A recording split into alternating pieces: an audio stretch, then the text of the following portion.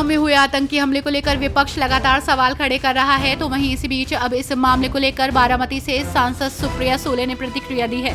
उन्होंने कहा कि जो हुआ उसका हम कड़ा विरोध करते हैं। हम जब सर्वदलीय बैठक में गए थे तब हमने सरकार को वादा किया था कि हम भारत सरकार के साथ हैं।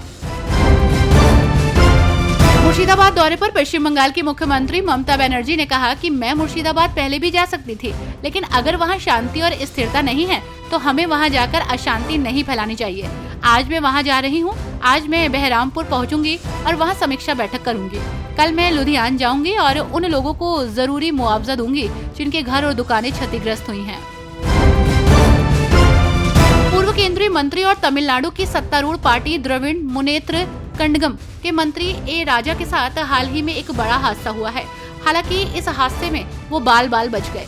ये हादसा उस वक्त हुआ जब मंत्री एक जनसभा को संबोधित कर रहे थे। फिलहाल वो पूरी तरह ठीक है।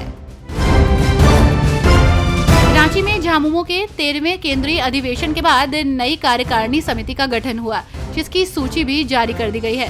रामदास सोरेन उपाध्यक्ष, कुणाल षडंगी प्रवक्ता और समीर कुमार मोहंती को सचिव बनाया गया है। संजीव सरकार को भी कार्यकारिणी सदस्य चुना गया है। भाजपा से आए बारी मुर्मू और लक्ष्मण टुडू को समिति में जगह नहीं मिली है। उत्तराखंड के मुख्यमंत्री पुष्कर सिंह धामी और केंद्रीय मंत्री शिवराज सिंह चौहान ने देहरादून में एक बैठक की। ये बैठक राज्य में कृषि और ग्रामीण विकास विभाग की केंद्रीय योजनाओं के कार्यान्वयन की समीक्षा के लिए आयोजित की गई थी। वहीं खबरों की माने तो इस बैठक में उत्तराखंड को लेकर कई बड़े फैसले लिए गए। गौरवशाली महाराष्ट्र महोत्सव 2025 पर बोलते हुए राष्ट्रवादी कांग्रेस पार्टी के लोकसभा सांसद सुनील तटकरे ने कहा कि महाराष्ट्र की स्थापना 1960 में पंडित जवाहरलाल नेहरू ने बहुत संघर्ष के साथ की थी, इसलिए वे गेटवे ऑफ इंडिया पर देश भर से लाए गए जल से श्रद्धांजलि अर्पित कर रहे हैं। उन्होंने कहा, महाराष्ट्र की स्थापना 1960 में पंडित जवाहरलाल नेहरू ने की थी। महाराष्ट्र के गठन के पीछे बहुत संघर्ष थे। हमने गेटवे ऑफ इंडिया पर देश भर से लाए गए जल से श्रद्धांजलि अर्पित की है।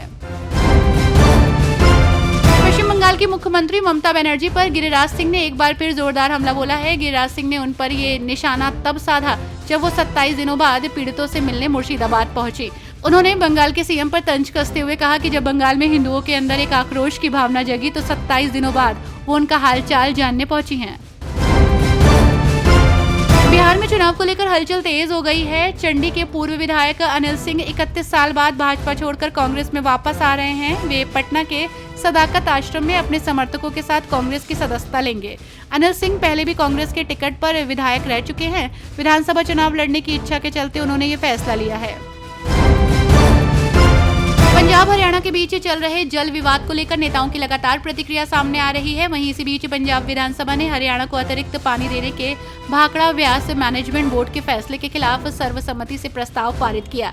वहीं विधानसभा में केंद्र के डैम सेफ्टी एक्ट को रद्द करने का प्रस्ताव भी पारित किया गया और मुख्यमंत्री भगवंत मान ने ऐलान किया कि पंजाब में बांधों की सुरक्षा को लेकर पंजाब अपना एक्ट बनाएगा, क्योंकि पंजाब अपने बांधों की सुरक्षा करने में खुद सक्षम है।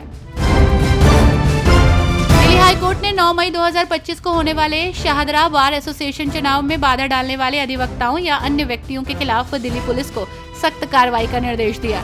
सुरक्षा कारणों से ऑनलाइन और ऑफलाइन मतदान की मांग वाली याचिका पर पूर्ण पीठ ने पुलिस को निष्पक्ष और अवरोध मुक्त चुनाव सुनिश्चित करने का आदेश दिया।